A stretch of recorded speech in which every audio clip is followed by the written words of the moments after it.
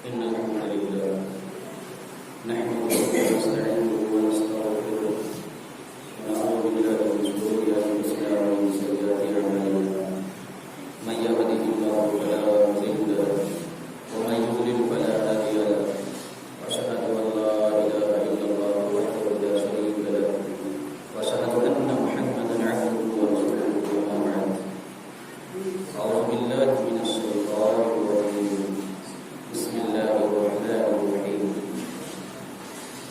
يا أيها الذين آمنوا اتقوا الله حق تقاته ولا تموتن إلا وأنتم مسلمون يا أيها الناس اتقوا ربكم الذي خلقكم من نفس واحدة وخلق منها زوجها وبث منهما رجالا كثيرا ونساء واتقوا الله الذي تساءلون به والأرحام إن الله كان عليكم رقيبا يا أيها الذين آمنوا اتقوا الله وقولوا قولا سديدا يصلح لكم أعمالكم ويغفر لكم ذنوبكم ومن يطع الله ورسوله فقد فاز فوزا عظيما بسم الله الرحمن الرحيم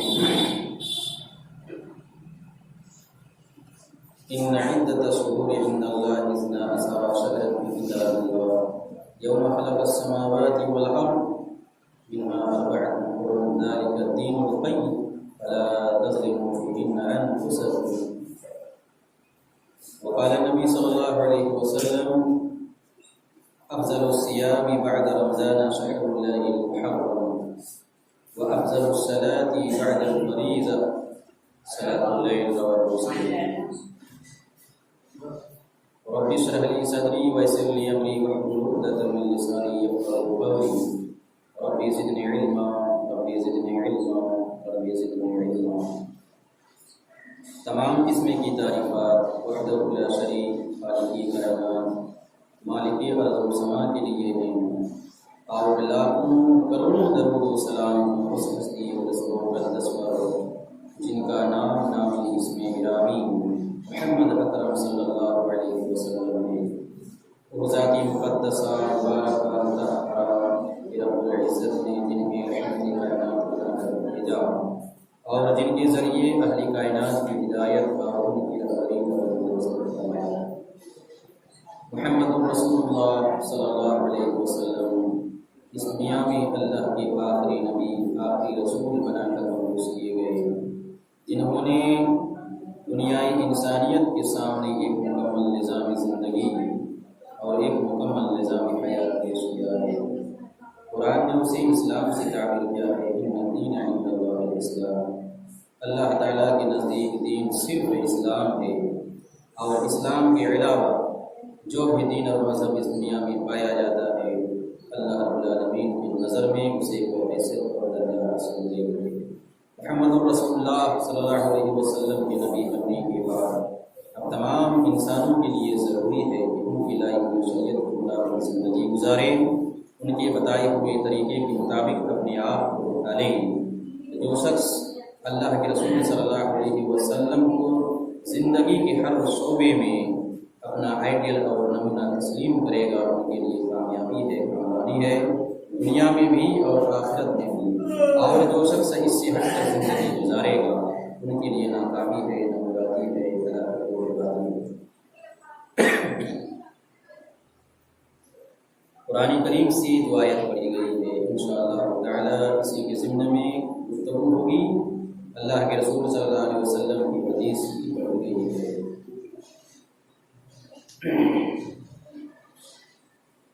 یوں آپ کو معلوم ہونا چاہیے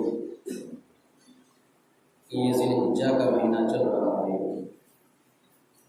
اس کے بعد محرم الحرام کا مہینہ شروع ہونے والا ہے آج ذی الحجہ کی 26 تاریخ ہے انشاءاللہ تعالی 10 اگست کو محرم کی پہلی تاریخ ہو آج کے خطبے میں ماہ محرم کی فضیلت پھر اس میں جو بدعتیں رائج پا گئی ہیں ان کے تعلق سے انشاءاللہ۔ تو آئیے سب سے پہلے قرآن کریم کی جو آیت میں نے پڑھی ہے اس کا ترجمہ ہم دہراتے ہیں۔ اللہ رب العالمین بیان فرماتا ہے ان عدۃ الشہور عند اللہ 12 شہرا فی کتاب اللہ یوم خلق السماوات والارض، زمین و آسمان کی پیدائش کے وقت ہی، جس دن اللہ رب العالمین نے زمین و آسمان کو پیدا کیا، اسی دن سے اللہ رب العالمین نے مہینوں کی گنتی لوح محفوظ میں 12 رکھا۔ اللہ رب العالمین کے یہاں لوح محفوظ میں مہینوں کی گنتی 12 ہے۔ منہا اربعۃ حرم، ان میں سے 4 مہینے حرمت والے ہیں، ادب والے ہیں، احترام والے ہیں۔ ذالک الدین القیم، یہی مضبوط دین ہے، یہی سیدھا راستہ ہے، سیدھا دین ہے۔ فلا تظلموا فیہن انفسکم، تم ان میں اپنے آپ پر ظلم نہ کرو۔ یہ قرآن کریم کی آیت کا ترجمہ ہے۔ قرآن کریم کی اس آیت کی تھوڑی سی تشریح پچھلے جمعے میں نے واضح کیا تھا، دہرانے کی میرے خیال سے ضرورت نہیں ہے۔ حرمت و ادب والے جو 4 مہینے ہیں وہ بتا دیا گیا تھا کہ 3 مہینے لگاتار ہیں اور 1 مہینہ سال کے بیچ میں آتا ہے۔ 3 مہینے لگاتار ذوالقعدہ، ذوالحجہ اور محرم، 3 مہینے لگاتار ہیں، اور سال کے بیچ میں ایک رجب کا مہینہ آتا ہے، وہ بھی حرمت والا ہے، ادب والا۔ یہ 4 مہینے حرمت والے ہیں، ادب والے ہیں، ان کا ادب و احترام کرنا ضروری ہے۔ اس میں ان مہینوں میں جنگ و قتال کرنا درست نہیں ہے۔ نیکیاں ان مہینوں میں زیادہ سے زیادہ انسان کو کرنا چاہیے، ان کی نیکیاں زیادہ لکھی جاتی ہیں، اور ان مہینوں میں جو آدمی گناہ کا کام کرتا ہے تو اس کا گناہ بھی زیادہ لکھا جاتا ہے۔ تو ان مہینوں کا ادب، ان کا احترام کرنا چاہیے۔ محرم الحرام کا مہینہ یہ اسلامی سال کا پہلا مہینہ ہوتا ہے۔ ذوالحجہ کا مہینہ یہ اسلامی سال کا آخری مہینہ ہوتا ہے۔ تو چونکہ محرم کا مہینہ شروع ہونے والا ہے، ان کے تعلق سے ان کی فضیلتیں کیا ہیں، نبی پاک صلی اللہ علیہ وسلم کا طریقہ کار اس مہینے میں کیا رہا ہے، کیا سنتیں رہی ہیں، انشاءاللہ تعالی آج کے خطبے میں اس کو واضح کیا جائے گا۔ آئیے سب سے پہلے اللہ کے رسول صلی اللہ علیہ وسلم کی حدیث مبارک جو میں نے پڑھی ہے اس کا ترجمہ آپ کی خدمت میں پیش کرتے ہیں۔ اللہ کے رسول صلی اللہ علیہ وسلم بیان فرماتے ہیں، افضل الصیام بعد رمضان شہر اللہ المحرم، رمضان المبارک کے مہینے کے بعد سب سے بہترین روزہ، افضل ترین روزہ او محرم کا روزہ۔ افضل الصیام بعد رمضان شہر اللہ المحرم، اللہ رب العالمین کا مہینہ محرم رمضان کے روزے کے بعد سب سے بہترین قرار دیا ہے اللہ کے رسول صلی اللہ علیہ وسلم نے اس حدیث میں۔ وافضل الصلاۃ بعد الفریضۃ صلاۃ اللیل، اور فرض نماز کے بعد سب سے بہترین نماز صلاۃ اللیل ہے، رات کی نماز۔ صحیح مسلم کی حدیث، رات کی نماز صلاۃ اللیل یعنی تہجد کی نماز۔ تو رمضان المبارک کا مہینہ جو ہے اس کے جو روزے ہیں یہ تو فرض ہیں، ہر حال میں ان روزوں کو رکھنا ہے، ہر عاقل بالغ مسلمان کے لیے واجب ہے۔ اور یہ محرم کا مہینہ جو ہے اس کے جو روزے ہیں وہ فرض تو نہیں ہیں لیکن بہت افضل ہیں، بہت سارے گناہ اس کی وجہ سے معاف ہوتے ہیں۔ اس روزے کی بہت زیادہ فضیلت ہے اور اس مہینے کی بھی بہت زیادہ فضیلت ہے، اس لیے ہمیں اور آپ کو اس کا اہتمام کرنا چاہیے۔ اسی طرح سے فرض نماز 5 وقت 24 گھنٹے میں 5 وقت کی نماز ہر مسلمان کے اوپر واجب ہے، فرض ہے، جو عاقل ہو، بالغ ہو، مرد ہو چاہے عورت ہو، ان کے اوپر واجب ہو، فرض ہے، 5 وقت کی نماز ہے، یہ ہر حال میں آپ کو ادا کرنا ہے۔ فرض نماز کے بعد نوافل میں سے تہجد کی نماز سب سے بہترین نماز ہے، اس لیے انسان کو چاہیے کہ ان کا بھی اہتمام کرنا چاہیے۔ بڑی فضیلت ہے، بڑا مقام ہے، بڑا مرتبہ ہے اس نماز کا۔ بہرحال محرم کے مہینے کے تعلق سے جو اللہ کے رسول صلی اللہ علیہ وسلم نے اس حدیث میں بیان فرمایا کہ رمضان کے روزے کے بعد سب سے بہتر روزہ، حضرت عبداللہ ابن عباس رضی اللہ تعالی عنہ بیان فرماتے ہیں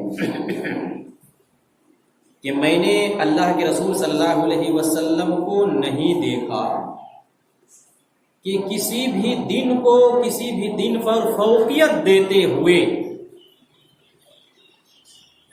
سوائے رمضان اور سوائے عاشورہ یعنی محرم کے روزہ اور سوائے رمضان کے روزہ کے علاوہ کسی اور دن پر فضیلت دیتے ہوئے میں نے روزہ رکھتے ہوئے اللہ کے رسول کو نہیں دیکھا۔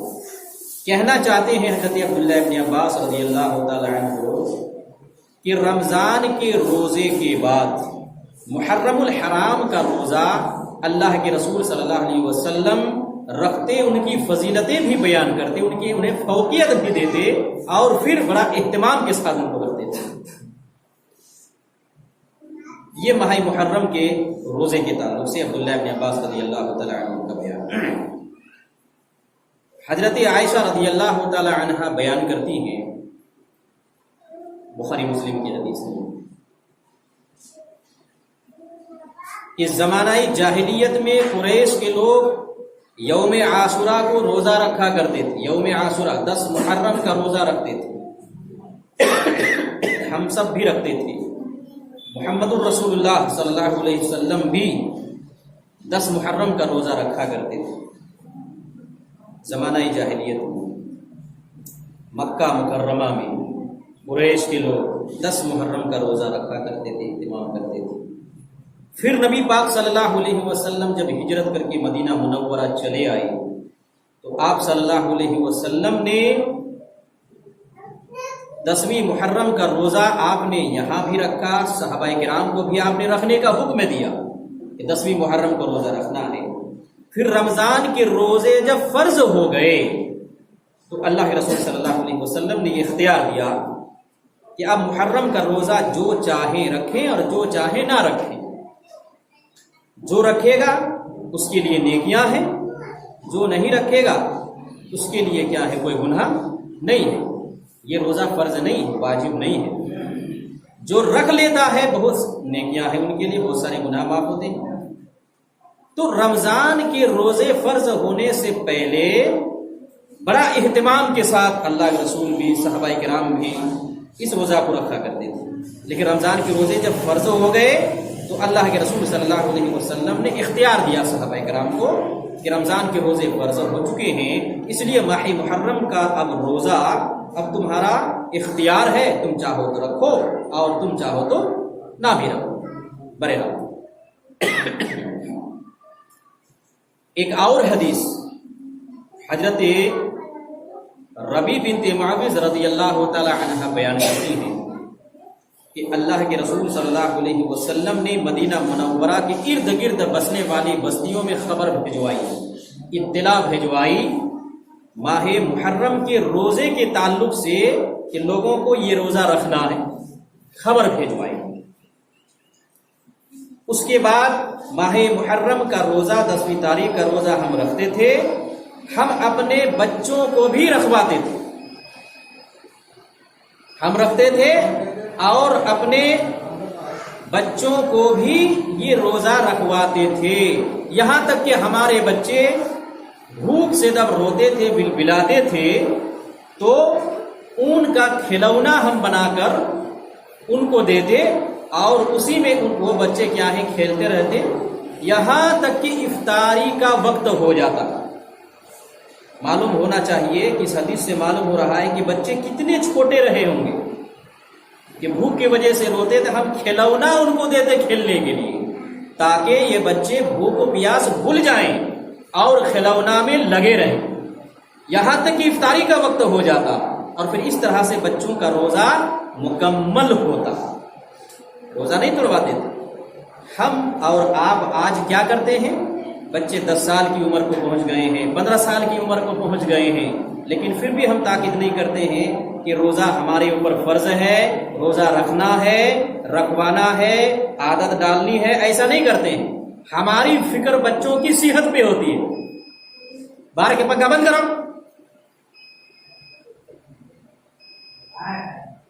ہماری فکر بچوں کی صحت پہ ہوتی ہے کہ ہمارا بچہ، ان کی صحت بگڑ جائے گی، صحت خراب ہو جائے گی، چھوٹا ہے، مر بھی سکتا ہے، دم بھی توڑ سکتا ہے۔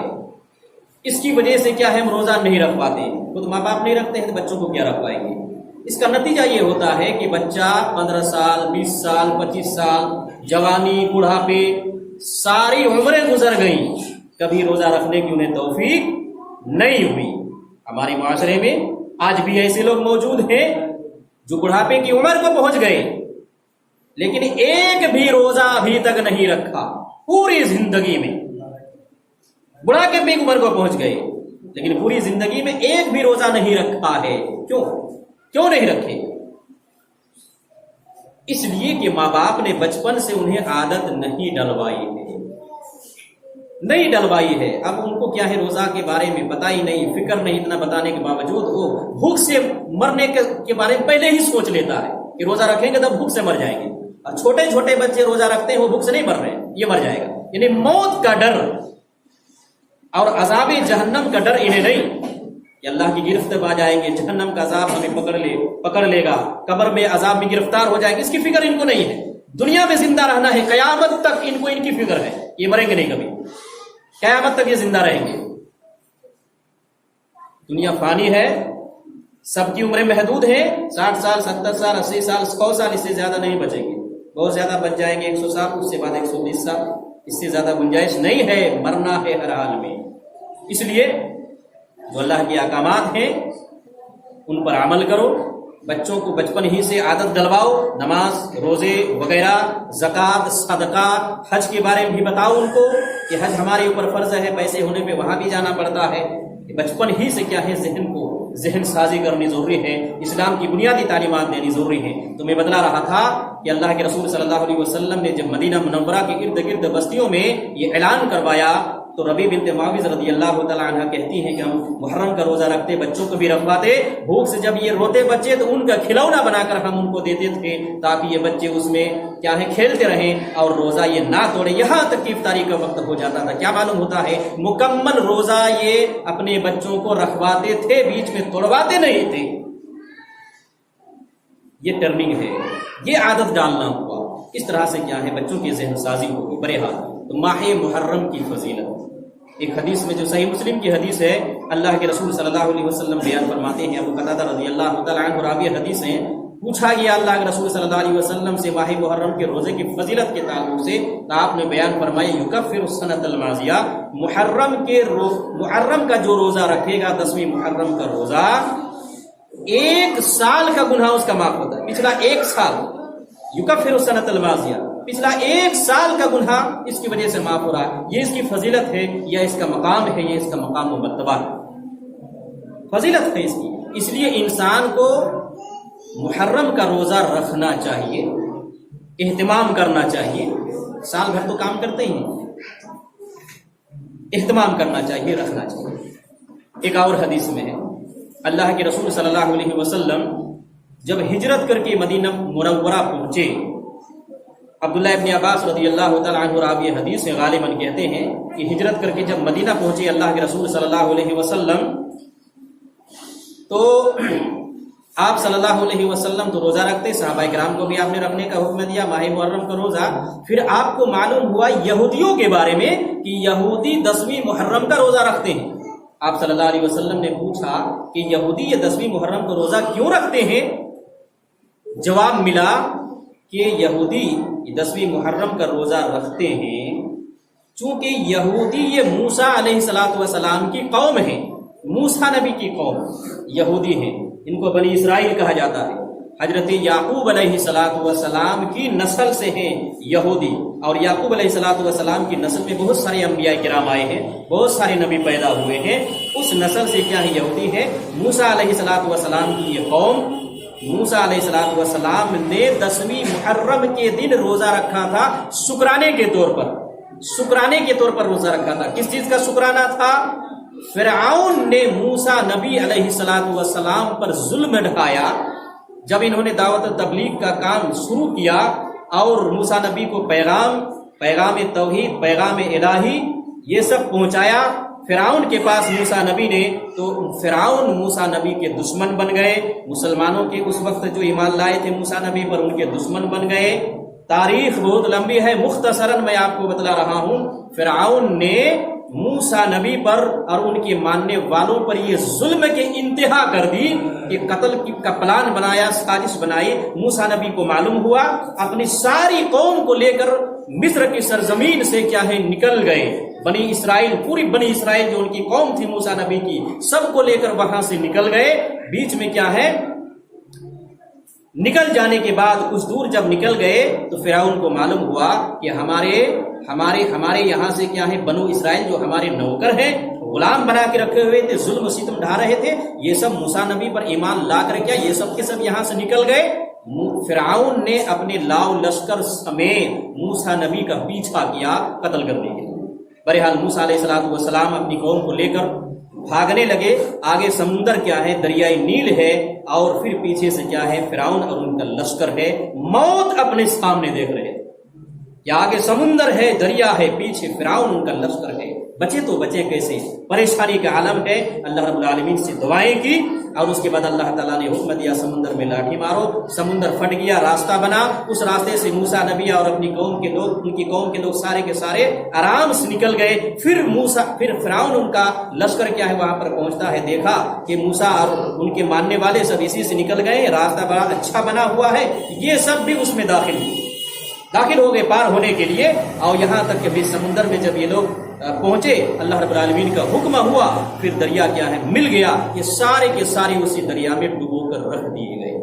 फिरौन खत्म, उनका लश्कर खत्म, इनकी ताकत खत्म, इनका लाव लश्कर खत्म। जमीन व आसमान में कोई इनका रोने वाला नहीं बचा। ये जालिम था। फिरौन खत्म, लश्कर खत्म, सब तबाह हो गए। इनकी सल्तनत, बादशाही सब कुछ खत्म हो गई। मूसा नबी अपनी कौम को लेकर बच निकले और मूसा उनकी कौम के लोगों ने पार होने के बाद अपनी आंखों से इस मंजर को देखा कि फिरौन डूब रहा है। उनके फिरौन के मानने वाले, उनके लश्कर ये सब डूब रहे हैं, दरिया में सब मर रहे। अपनी आंखों से देखा इस मंजर को। इसके शुक्राने में कि अल्लाह रब्बुल आलमीन ने मूसा अलैहिस्सलातु वस्सलाम को और उनकी कौम को फिरौन के जुल्म से बचाया, नजात दी। इसके शुक्राने में 10वीं मुहर्रम की तारीख थी जब नजात मिली थी। 10वीं मुहर्रम की तारीख थी जब फिरौन को डुबोया गया था। इसके शुक्राने में मूसा अलैहिस्सलातु वस्सलाम 10वीं मुहर्रम के दिन हर साल रोजा, इस यादगार में रोजा रखते हैं 10वीं मुहर्रम को। तो अल्लाह के रसूल को तो पता चला कि यहूदी 10वीं मुहर्रम को इसकी वजह से क्या है रोजा रखते हैं। तो अल्लाह के रसूल सल्लल्लाहु अलैहि वसल्लम ने उस वक्त बयान फरमाया, नहनु अहक्कु व औला बिमूसा मिन्हु, हम लोग बनिस्बत तुम्हारी मूसा अलैहिस्सलातु वस्सलाम के ज्यादा करीबी हैं और ज्यादा हक रखते हैं कि हम मूसा अलैहिस्सलातु वस्सलाम के पैरोकार बने, उनकी पैरवी करें और 10वीं मुहर्रम का रोजा रखें। तुम्हारी निस्बत हमारा हक ज्यादा बनता है। ये तारीख है 10वीं मुहर्रम का रोजा रखने की, ये तारीख है। उस वक्त से 10वीं मुहर्रम का रोजा रखा चला रहा है। क्यों रखा चला रहा है ये भी बताया आपको मैंने। कौन बच्चा है? देखो, अल्लाह के रसूल सल्लल्लाहु अलैहि वसल्लम ने रोजा रखा, सहाबाए किराम ने रखा, कुरैश भी रखा करते थे, यहूद भी रखते। फिर अब उसके बाद जुमला देखिए, अल्लाह के रसूल सल्लल्लाहु अलैहि वसल्लम को जब मालूम हुआ कि 10वीं मुहर्रम के दिन यहूदी रोजा रखते हैं, तो अल्लाह के रसूल ने बयान फरमाया, सही मुस्लिम की हदीस है, व इन कानल आमुल मुकबिल, आइंदा साल अगर आया और मैं आइंदा साल तक जिंदा रहा तो 9वीं तारीख का भी मैं रोजा रखूंगा। यौम तासी, अल्लाह के रसूल ने कहा 9वीं तारीख का भी मैं रोजा रखूंगा। अगर आइंदा साल जिंदा रहा तो 9वीं तारीख का भी रोजा रखूंगा। यानी 10वीं तारीख को तो यहूदी रोजा रखते हैं, 10वीं तो हमको रखना ही रखना है, 9वीं को भी रखना है ताकि यहूदियों की मुखालफत हो जाए, यहूदियों की मुखालफत हो जाए। हजरत अब्दुल्लाह इब्न अब्बास रज़ियल्लाहु तआला अन्हु बयान फरमाते हैं, खालिफुल यहूद, यहूदियों की मुखालफत करो, वसूमु यौम तासी वल आशिर, और 9वीं और 10वीं तारीख दोनों दिन का रोजा, یہودی صرف 10ویں تاریخ کا روزہ رکھتے ہیں، تم نبی کو اس کے ساتھ ملاؤ تاکہ یہودیوں کی مخالفت ہو جائے، نبی کو بھی ان کے ساتھ ملاؤ تاکہ یہودیوں کی مخالفت ہو جائے، یعنی 9ویں تاریخ اور 10ویں تاریخ کو روزہ رکھنا ہے۔ یہ اللہ کے رسول صلی اللہ علیہ وسلم کی سنت، اللہ کے رسول نے بیان فرمایا۔ اگلا سال زندہ رہا تو اگرچہ اگلا سال آنے سے پہلے دنیا سے رخصت ہو گئے، لیکن آپ نے جو کہا اس کا مطلب یہ ہے کہ 9ویں تاریخ کا روزہ بھی ہم کو رکھنا چاہیے تاکہ یہودیوں کو مخالفت ہو جائے۔ تو محرم میں اب 2 روزے رکھنے، ایک تو شکرانے والا روزہ ہے 10ویں تاریخ، اور 9ویں تاریخ کا روزہ یہودیوں کی مخالفت میں۔ یہ 2 روزے ہم کو رکھنے ہیں، یہ اللہ کے رسول صلی اللہ علیہ وسلم کی سنت ہے، صحابہ کرام کی سنت ہے، صحابہ کرام رکھا کرتے تھے، نبی نے رکھا، ہم کو بھی رکھنا چاہیے۔ ماہ محرم میں یہ اللہ کے رسول کا طریقہ ہے۔ اس کے علاوہ اب جو کچھ بھی طریقے معاشرے میں رائج ہیں وہ اللہ کے رسول صلی اللہ علیہ وسلم سے ثابت نہیں، صحابہ کرام سے ثابت نہیں، ائمہ اور محدثین سے ثابت نہیں، فقہا سے ثابت نہیں، کہیں قرآن و حدیث میں اس کا ذکر نہیں۔ یہ کیا ہے؟ ماہ محرم کے بارے میں مختصراً اور ان کی فضیلت میں نے آپ کو بیان کر دی۔ اتنا ہی کام آپ کو محرم کے مہینے میں کرنا۔ ایسے تو نیکی کام زیادہ سے زیادہ محرم کے مہینے میں کیجیے، ذی الحجہ کے مہینے میں کیجیے، اور ذی القعدہ کے مہینے میں کیجیے، رجب کے مہینے میں کیجیے۔ جتنی زیادہ آپ نیکیاں کریں گے ان مہینوں میں، زیادہ سے زیادہ اللہ نیکیاں لکھے گا، اور پھر جو گناہ بھی آپ کریں گے تو گناہ بھی زیادہ لکھے گا۔ تو فضیلت ہے ان 4 مہینوں کی فضیلت ہے۔ تلاوت قرآن میں گزاریے، تسبیح و تحلیل میں گزاریے، نوافل کے اہتمام میں گزاریے، نفلی روزے اور بھی آپ رکھیے، 9ویں تاریخ رکھیے، 10ویں تاریخ رکھیے، 11ویں کو بھی رکھیے، 12ویں، جتنا ہو سکتا ہے آپ سے رکھیے، لیکن یہ 2 تو سنت ہے، جتنا ہو سکتا ہے آپ رکھیے، صدقہ و خیرات کیجیے وغیرہ۔ یہ ماہ محرم کی فضیلت میں نے آپ کو بیان کی۔ یہ کام کرنے کا ہے محرم کے مہینے میں مسلمانوں کو۔ اب دیکھیے موجودہ دور میں مسلمان کرتے کیا، جو نبی سے ثابت ہے، جو سنت ہے، وہ بہت کم لوگ کرتے ہیں، اور جو ثابت ہی نہیں ہے، جو سنت ہی نہیں ہے، جو طریقہ نبی نے نہیں، صحابہ نے نہیں اپنایا، وہ آج کے مسلمانوں کا ایک بہت بڑا طبقہ ان طریقوں کو اپنا رہا ہے، اور محرم کے مہینے میں ان کو کیا ہے وہ کر رہا ہے، انجام دے رہا ہے۔ آئیے محرم کے مہینے میں کیا کیا گیا ہے، کام ہوتا ہے جو شریعت سے ہٹ کے ہے، اس کے تعلق سے آپ کو محرم کا جو مہینہ ہے، اس مہینے میں بہت سارے لوگوں نے بدعتوں کو ایجاد کیا، شریعت میں جس کا وجود نہیں، دین سمجھ کر، نیکی سمجھ کر دین میں کیا ہے لوگوں نے ایک نیا کام بڑھایا، وہ کیا ہے؟ تعزیہ داری، تعزیہ اٹھانا۔ اس کو داخل کیا محرم کی 10ویں تاریخ، اس کو جوڑا حضرت امام حسین رضی اللہ تعالی عنہ کی شہادت سے، کہ 10ویں تاریخ محرم کے مہینے میں سن 61 ہجری کو امام حسین رضی اللہ تعالی عنہ شہید کیے گئے۔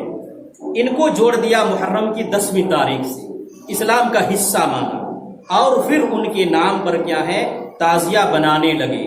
اب ہر سال کیا ہے تعزیہ لوگ بناتے ہیں، اور پھر ان کی پوجا کرتے ہیں، اور اس میں بہت سارے خرافات ہوتے ہیں۔ تعزیہ اٹھانا، تعزیہ ہے کیا چیز؟ یہ حسین رضی اللہ تعالی عنہ کی قبر ہے، بانس کی تلیوں کی وہ قبر بناتے ہیں، حضرت حسین کی قبر بناتے ہیں، پھر گنبد بناتے ہیں اس میں، پھر چادر چڑھاتے ہیں اس میں۔ یہ کام جاری ہے ان کا، ابھی سے جاری ہے، چونکہ 10ویں محرم ابھی بہت قریب ہے، یہ کام جاری ہے۔ لاکھوں لاکھ روپیے کیا ہے یہ خرچ کر رہے ہیں، اس کے اوپر تیاری کر رہے ہیں، تعزیہ داری کی، اہل بدعت سب تیاری ہو رہی، لاکھوں لاکھ روپے خرچ ہو رہے ہیں، اور یہ قبر بنایا جاتا ہے، چادر اس پہ چڑھاتے ہیں، اور اس میں 10ویں تاریخ کو باقاعدہ طور پر اس تعزیہ کو باہر نکالتے ہیں، کسی گھر کے اندر بھی بنا کر ریڈی کر رہے ہیں، پھر باہر نکالتے ہیں 10ویں تاریخ کو، اور نکالنے کے بعد منت و سماجت، تعزیہ کے سامنے لوگ ادب و احترام سے کھڑے ہوتے ہیں، جس طرح سے اللہ کے سامنے کھڑا ہونا چاہیے، نماز کے لیے ادب و احترام سے اللہ کے سامنے کھڑے ہوتے ہیں، اس سے کہیں زیادہ ادب و احترام سے اس قبر کے سامنے کھڑے ہوتے ہیں، پھر اس سے دعائیں مانگتے ہیں، منتیں، نظر و نیاز، فاتحہ، یہ سب کچھ کرتے ہیں جو ایک مشرک اپنی مورتیوں اور مندروں میں جا کے کرتا ہے، یہ سب کچھ کرتا ہے۔ تو یہ جو 10ویں محرم کا مہینہ ہے اس میں اہل بدعت نے بدعت کو ایجاد کیا. کہیں تاریخ میں آپ کو یہ تعزیہ نہیں ملے گا، لیکن ان لوگوں نے شروع کیا. کب سے شروع کیا وہ بھی ابھی آپ کو ہم بتائیں گے.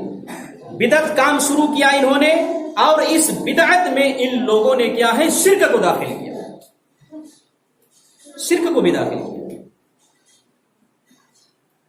اسی کو انہوں نے اپنا حاجت روا سمجھا. امام حسین رضی اللہ تعالی عنہ کی قبر بنائی اور بنانے کے بعد اس کے سامنے کھڑے ہوئے، چادر چڑھائی، مٹھائیاں پیش کی، اگربتی جلائے، اور جو کچھ ان کو کیا ہے آتا ہے وہ سب کچھ انہوں نے چڑھاوے چڑھائے حسین کے نام پر، اس کے قبر کے نام پر. اور ہائے حسین، یا حسین، یہ سب نعرے کیا ہے وہاں بلند ہوتے ہیں. اور نعرے بلند ہونے کے بعد یہ دل میں عقیدہ ہوتا ہے کہ حسین کے نام پر ہم سب کچھ یہ کر رہے ہیں. حسین کیا ہے ہم کو اللہ رب العالمین کے عذاب سے بچائیں گے. ان کا نام لے کر نعرہ لگانا، ان کی دہائی دینا وغیرہ، ہائے حسین یا حسین. بہت سارے لوگ یہ منت مانتے ہیں کہ ہماری یہ فلاں مصیبت دور ہو گئی تو اگلا سال حسین رضی اللہ تعالی عنہ کا مزار یعنی یہ تعزیہ ہم اپنے پورا پیسہ سے اپنا خود بنائیں گے. یہ منت مانتے ہیں، یہ نظر مانتے ہیں ہمارا یہ کام ہو گیا، ہماری یہ مصیبت دور ہو گئی. ایسا کرتے ہیں. پھر دست بدست وہاں کھڑے ہوتے ہیں، سجدہ کرتے ہیں. یہ سب کچھ ہوتا ہے. یہ مکمل طور پر شرک ہے. تعزیہ اٹھا دیے، شریعت سے ہٹ کے بدعت. پھر اس میں جو کام ہو رہا ہے اللہ کو چھوڑ کر غیر اللہ سے دعائیں مانگنا، غیر اللہ سے اپنی مصیبت دور کرنے کے لیے کیا ہے مانگنا، پکارنا. غیر اللہ کے نام پر وہ ذبیحہ پیش کرنا، مرغا پیش کیا جاتا ہے، غیر اللہ کے نام پر ذبح کیا جاتا ہے، غیر اللہ کے نام پر کیا ہے یہ مٹھائیاں شیرنیاں وغیرہ پیش کی جاتی ہیں. یہ سب کے سب شرک کے زمرے میں آتے ہیں. پھر غیر اللہ سے استغاثہ، مدد، مصیبتوں کا دور کرنا، یہ سب وہاں پر مانگا، یہ سب شرک ہے. بتائیے مسلمان اپنے آپ کو کہتا ہے جو 5 وقت کی نمازیں پڑھ رہا ہے، بدعت اور پھر شرک دونوں میں گرفتار ہو گئے. بدعتی بھی جہنمی ہے اور مشرک بھی جہنمی. کل بدعت ضلالہ وکل ضلالۃ فی النار. ہر بدعت گمراہی ہے اور ہر گمراہی جہنم تک پہنچانے والی ہے. جو بھی بدعت کا کام دنیا میں کرے گا وہ جہنم میں جائے گا، اور مشرک کو تو جہنم میں جانا ہی، ہمیشہ جہنم میں رہے گا. اور اہل بدعت، ان کو بدعت سے توبہ کرنے کی توفیق نہیں ملتی ہے، اس لیے کہ اس بدعت کو یہ صحیح سمجھتے ہیں. بدعت کو یہ بدعت سمجھتے ہی نہیں، اس کو تو دین کا حصہ وہ سمجھ رہے ہیں کہ یہ ہمارا دین ہے، نیکیاں ہیں، ایمان کا حصہ سمجھ رہے ہیں. تو جب وہ ایمان کا حصہ اس کو سمجھ رہے ہیں تو بھلا ان کو توبہ کرنے کی توفیق کیسے ملے گی؟ ایک شرابی، ایک جواری، ایک سود خور، ایک ڈکیت یہ جانتا ہے کہ سود حرام ہے، یہ جانتا ہے جوا حرام ہے، یہ جانتا ہے شراب حرام ہے، یہ جانتا ہے چوری ڈکیتی حرام ہے، یہ جانتا ہے، جاننے کے باوجود یہ ان کاموں کو انجام دیتا ہے. ایسے لوگوں کو کبھی نہ کبھی کیا ہے توبہ کرنے کی توفیق ملتی ہے، چونکہ یہ معلوم ہے کہ یہ حرام ہے. اس کے باوجود یہ شیطان کے بہکاوے میں آ کر کیا ہے یہ حرام کاموں کو انجام دیتے ہیں. لیکن سمجھانے پر اور اس کے بعد پھر کیا ہے یہ سوچنے پر ان کو سمجھ میں آتا ہے یہ تو غلط ہے، یہ تو شریعت کے خلاف ہے، توبہ کرنی چاہیے. ایسی جب سوچ آتی ہے تو توبہ کرتے ہیں، اللہ کی طرف رجوع کر لیتے ہیں. لیکن جو ایک بدعتی ہوتا ہے، بدعتوں کو انجام دیتا ہے، انہیں توبہ کی توفیق نہیں ملتی ہے، اس لیے کہ بدعت کے کام کو یہ برا جانتے ہی نہیں ہیں، اس کو غلط سمجھتے نہیں ہیں، اس کو یہ تو دین کا حصہ سمجھے ہوئے ہیں. جب دین کا حصہ اور ایمان کا جز سمجھے ہوئے ہیں تو پھر کیا ہے ان کو توبہ کی توفیق کیسے ملے گی؟ کیسے پھر اسے توبہ کریں گے؟ تو اہل بدعت بہت زیادہ گمراہی میں ہیں، بہت زیادہ گرے ہوئے ہیں، اور ایسے ہی لوگ کیا ہے جہنم. بڑا خطرہ ہے، بڑا معاملہ ہے. تو یہ اللہ کے رسول صلی اللہ علیہ وسلم نے بیان فرمایا، من احدث فی امرنا ھذا ما لیس منہ فہو رد. جو ہمارے دین میں، ہماری شریعت میں کوئی ایسا نیا کام ایجاد کر لے، ہماری شریعت میں، ہمارے دین میں، جن کا تعلق ہم سے نہیں ہے، من احدث فی امرنا ھذا ما لیس منہ، ہماری شریعت سے اس کا کوئی تعلق نہیں، نہ تو ہم نے کرنے کے لیے کہا، نہ تو ہم نے کیا ہے، اور ایسا کوئی کام دین سمجھ کر ہمارے دین میں داخل کرتا ہے، فہو رد، وہ کام مردود ہے، باطل ہے، وہ کام مردود ہے، باطل ہے. یہ اللہ کے رسول نے کہا. آپ کو بدعت کا لفظ سمجھ میں آ گیا ہوگا کہ جو آدمی دین سمجھ کر، نیکی سمجھ کر، ثواب سمجھ کر شریعت اسلامیہ میں اس کو داخل کرتا ہے اور پھر ان کاموں کو انجام دیتا ہے، اسی کو بدعت کہتے ہیں۔ اسی کام کو بدعت کہتے ہیں کہ نبی نے نہیں کیا، صحابہ نے نہیں کیا، نہ تو نبی نے کہا نہ تو صحابہ نے کرنے کے لیے کہا، اب کوئی بعد میں آنے والا آدمی اس میں کیا کر رہا ہے، دین میں داخل کرتا ہے کوئی نئی چیز نیکی سمجھ کے، دین کا حصہ سمجھ کے، تو یہی کام بدعت ہے، اور ایسا کرنے والا آدمی جہنمی ہے، وہ جہنم میں جائے گا۔ من احدث فی امرنا ھذا ما لیس منہ فہو رد، یہ اللہ کے رسول صلی اللہ علیہ وسلم نے فرمایا۔ اب دیکھیے سن 61 ہجری میں حضرت امام حسین شہید ہوئے۔ 61 ہجری میں نبی پاک صلی اللہ علیہ وسلم مدینہ منورہ سے ہجرت کر کے، مکہ سے ہجرت کر کے مدینہ پہنچے۔ جب ہجرت کر کے مکہ سے مدینہ پہنچے، مدینہ میں آپ نے جس دن قدم رکھا، مکہ سے نکل کر ہجرت کی پہلی تاریخ پڑتی ہے، پہلی ہجری ہوگی، وہاں سے ہجری کا سن کا آغاز، پہلی ہجری وہی سے۔ 11 ہجری کو اللہ کے رسول کی وفات ہو جاتی ہے۔ 10 سال مدینہ منورہ میں رہے، 11 ہجری میں اللہ کے رسول صلی اللہ علیہ وسلم کی وفات ہوتی ہے، ربیع الاول کے مہینے میں۔ وفات، نبی کی وفات کے بعد سن 61 ہجری میں امام حسین کی شہادت ہوتی ہے۔ گویا کہ نبی کی وفات کی 51 سال بعد امام حسین کی شہادت ہے، اور اس شہادت کے گھٹنا کو، اس واقعے کو اہل بدعت نے 10ویں محرم کی تاریخ سے جوڑا، اور آج کیا ہے، وہ اس کے نام پر تعزیہ ہو رہا ہے۔ اسلام سے کیا نسبت ہے ان کی نسبت کیا ہے؟ قرآن سے کیا نسبت ہے؟ حدیث سے کیا نسبت ہے؟ نبی کے زمانے میں دین مکمل ہو چکا ہے۔ الیوم اکملت لکم دینکم واتممت علیکم نعمتی ورضیت لکم الاسلام دینا۔ اللہ کہتا ہے الیوم اکملت لکم دینکم۔ حجۃ الوداع کے موقع پر اللہ کے رسول جب آخری عمر میں آخری حج فرما رہے تھے، اس کے بعد دوبارہ آپ کو حج کرنے کا موقع نہیں ملا، اس کے بعد ہی آپ صلی اللہ علیہ وسلم کا انتقال ہوا۔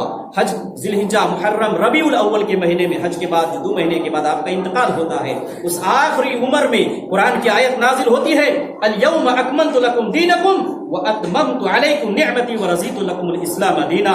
آج میں نے تمہارے لیے تمہارا دین مکمل کر دیا ہے، اور تمہارے دین کو کیا ہے، میں نے پسند کر لیا۔ الیوم اکملت لکم دینکم، آج میں نے تمہارے دین کو تمہارے لیے مکمل کر دیا۔ واتممت علیکم نعمتی، اور اپنی نعمت کو تمہارے اوپر میں نے مکمل کر دی ہے۔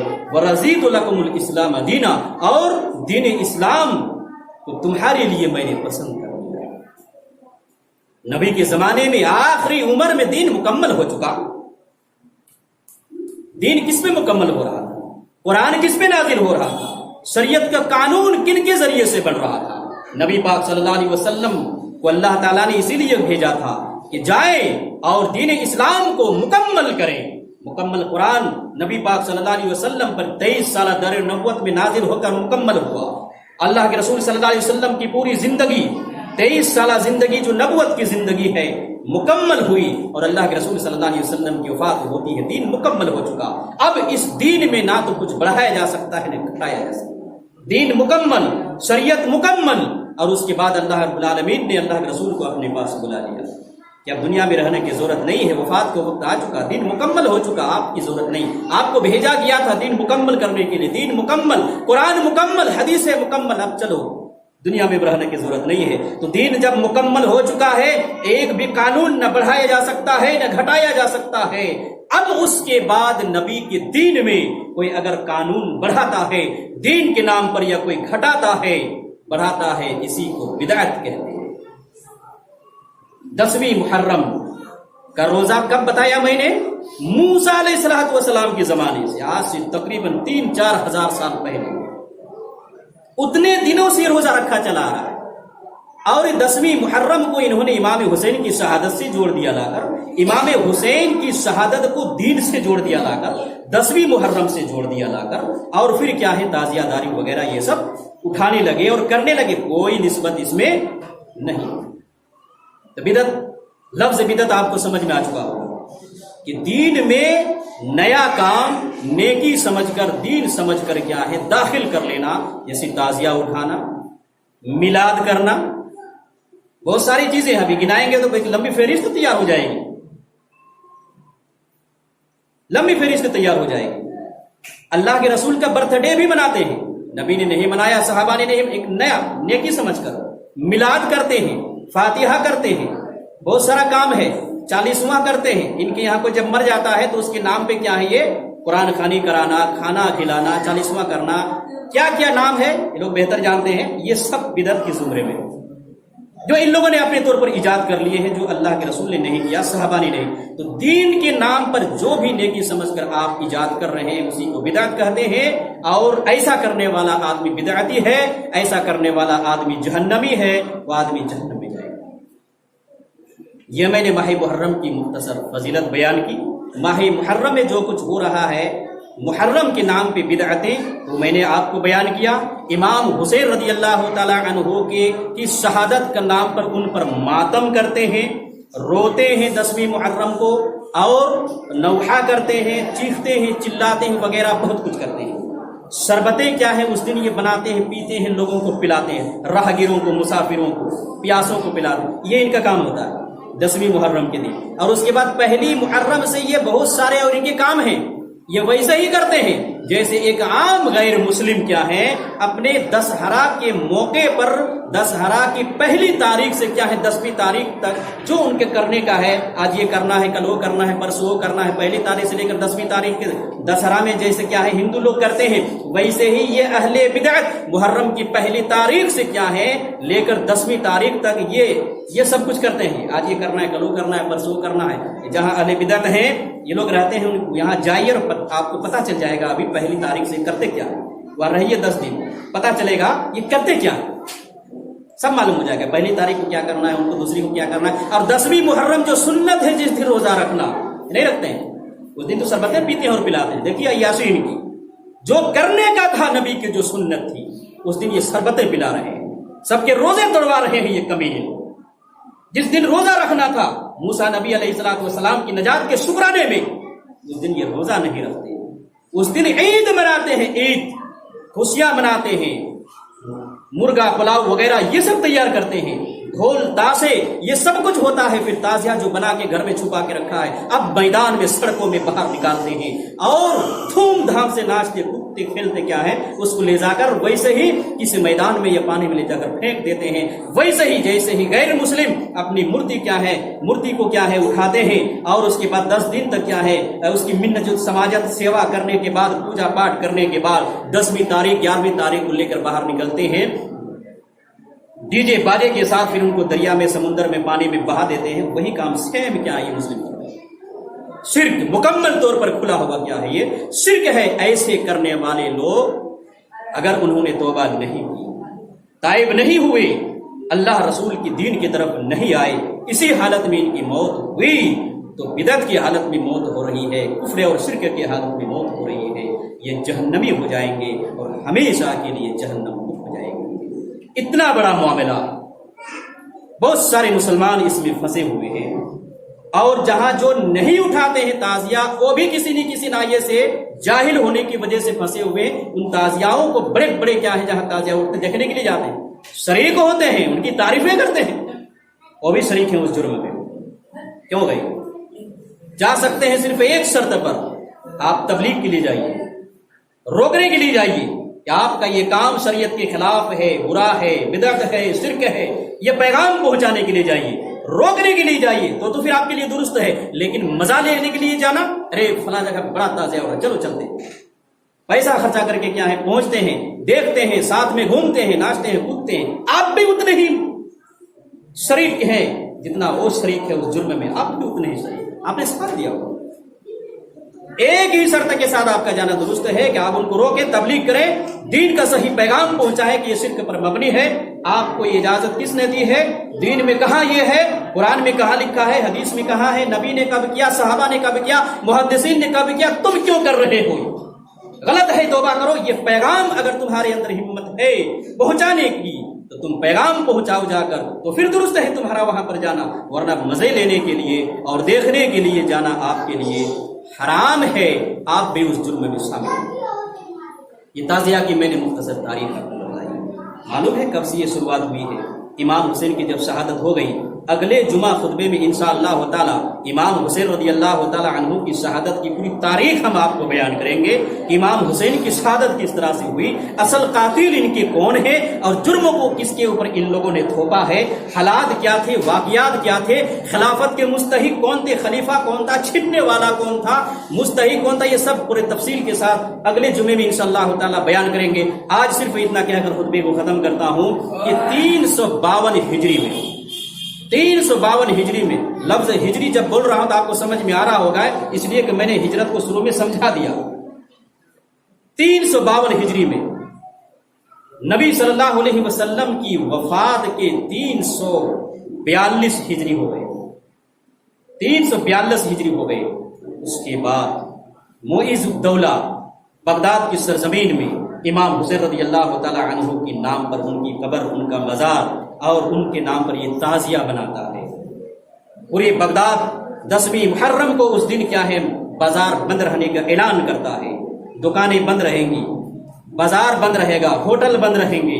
ساری ان کی عورتیں کیا ہے, گلیوں میں سڑکوں میں باہر نکل کر حسین کی شہادت پر ماتم منائیں گی, روئیں گی, چلائیں گی, چیخیں گی, کپڑے پھاڑیں گی. وہ زمین میں تعزیہ اٹھایا گیا اور یہ کیا ہے اس وقت سے تعریف بنی. یہ مرا, ان کے بعد ان کا بیٹا عز الدولہ, انہوں نے اس چیز کو ان کی سرپرستی کی, سرکاری سرپرستی کی. پھر اس کو کیا ہے رواج دیا. پورے بغداد میں یہ بدعت پھیلی, دمشق چلی اور آہستہ آہستہ کیا ہے پوری دنیا میں پھیلنے لگی. اور ہمارے ہندوستان کی سرزمین میں تیموری عہد میں امیر تیمور نے کیا ہے اس بدعت کو اور اس شرک کو سرزمین بغداد سے کیا ہے کربلا سے اٹھا کر یہاں پر لایا. کیوں لایا, اب میں تھوڑی سی کیا ہے اس کی وضاحت کر کے خطبے کو ختم کرتا ہوں. امیر تیمور اس وقت جو حاکم حکمراں تھے ہندوستان کے, اکثر لوگ شیعہ تھے. ان کے اہلکار شیعہ, یہ حاکم گدی پر بیٹھنے والے شیعہ, ان کے بیگمات شیعہ, ان کے افسران شیعہ, ان کے بڑے بڑے عہدوں پر شیعہ, یہ سب کیا ہے شیعہ تھے. اور حکومت انتظام میں یہ لوگ مصروف تھے. بار بار کربلا کا میدان, عراق کی سرزمین میں جانا ان کے لیے مشکل ہو رہا تھا. یہاں کی حکومت کا انتظام و انسلام کرنا, کہاں کیا ہوگا نہیں ہوگا, یہ سب یہاں کرنے میں پریشانیاں ہو رہی تھی. تو انہوں نے کیا ہے کہا کہ وہاں سے کیا ہے امام حسین کی قبر کی نقل منگائی جائے, جو لوگ وہاں پر اٹھاتے ہیں, اور اس کی ان لوگوں نے نقل منگائی. اور اسی طرح سے یہاں بھی ان لوگوں نے باقاعدہ طور پر تعزیہ اٹھانا شروع کیا, اور اٹھا کر وہی کام یہ کرنے لگے جو بغداد کی سرزمین میں شیعوں نے کیا ہے ایجاد کیا تھا. چونکہ اصل قاتل امام حسین کی وہی پوری تاریخ اگلے جمعے میں انشاءاللہ ہم بیان کریں گے. اور اس طرح سے کیا ہے ہندوستان کی سرزمین میں کیا ہے یہ تعزیہ داری آئی, اور تعزیہ داری آئی شیعوں میں, اور شیعوں سے کیا ہے پھر اس کو ادھار لے لیا بریلیوں. یہ بریلی مسلمانوں کے ایک بہت بڑا طبقہ تو اپنے آپ کو کہتا ہے جنتی, باقی سارے لوگوں کو یہ کافر سمجھتے ہیں, اور خود ہی کی کیا ہے یہ کفر اور شرک میں ڈوبے ہوئے. ان کے جو فتاوی آپ دیکھیں گے کہ اپنے علاوہ سب کو یہ کافر ہی سمجھتے ہیں. شیعوں سے ان لوگوں نے کیا ہے بریلیوں نے اپنے یہاں اس کو لایا, اس تعزیہ کو, اس ماتم کو, اس بدعت کو. اور آج ان کے یہاں کیا ہے زور و شور کے ساتھ یہ شرک اور بدعت کیا ہے ہندوستان کی سرزمین میں انجام پا رہا ہے. اور اس کے علاوہ باہر ملکوں میں جہاں جہاں یہ اہل بدعت ہیں اور شیعہ ہیں, یہ سب ان کاموں کو کیا ہے انجام دے رہے ہیں. تو محرم کے مہینے میں اللہ کے رسول کی سنت کیا تھی وہ میں نے آپ کو بتلایا. محرم کے مہینے میں 10ویں تاریخ کو اہل بدعت نے اور لوگوں نے کیا ہے کس طرح سے کیا ہے بدعتوں کو اور شرک کو داخل کر لیا ہے, اس کو کیا ہے میں نے آپ کو مختصراً بتلایا. اللہ رب العالمین سے دعا ہے کہ اللہ تعالی ہم تمام مسلمانوں کو صحیح معنوں میں شرک کو, بدعت کو, توحید کو سمجھنے کی توفیق عنایت فرما. اے اللہ ہم سب گناہگار ہیں تو ہم سب کے گناہوں کو بخش دے, معاف کر دے. اے اللہ تو ہماری نئی نسل کو صحیح معنوں میں دین کی صحیح سمجھ عطا فرما. بدعت کیا چیز ہے انہیں سمجھنے کی توفیق عنایت فرما, شرک کیا چیز ہے انہیں سمجھنے کی توفیق عنایت فرما, توحید کیا چیز ہے انہیں سمجھنے کی توفیق عنایت فرما. اے اللہ توفیق دے سمجھنے کی اور پھر مکمل طور پر دین اسلام پر چلنے کی توفیق عنایت فرما. شرک اور بدعت سے دور رہنے کی توفیق عنایت فرما. اے اللہ خالص سنت رسول پر عمل کرنے کی توفیق عنایت فرما. اے اللہ ہم سب گناہگار ہیں تو ہم سب کے گناہوں کو بخش دے, معاف کر دے. اے اللہ ہم میں سے جہاں کہیں بھی مسلمان پریشان حال ہیں ان کی پریشانی کی دور عطا فرما. خوشحالی کی زندگی عطا فرما۔ اے اللہ ہم میں سے جو لوگ ایمان کی حالت میں دنیا سے جا چکے ہیں اللہ ان کی مغفرت عطا فرما، جنت الفردوس میں جگہ دے۔ اے اللہ ہمیں سے جن کے والدین دنیا میں زندہ ہیں ان کی خدمت کر کے جنت حاصل کرنے کی توفیق عنایت فرما۔ اے اللہ ہمیں سے جن کے والدین دنیا سے جا چکے ایمان کی حالت میں اے اللہ ان کی مغفرت عطا فرما۔ اے اللہ ہم سب گناہ گار ہیں، تو ہم سب کے گناہوں کو بخش دے، معاف کر دے۔ ربنا ظلمنا انفسنا وان لم تغفر لنا وترحمنا لنكونن من الخاسرين ربنا آتنا في الدنيا حسنة وفي الآخرة حسنة وقنا عذاب النار وآخر دعوانا الحمد لله رب العالمين۔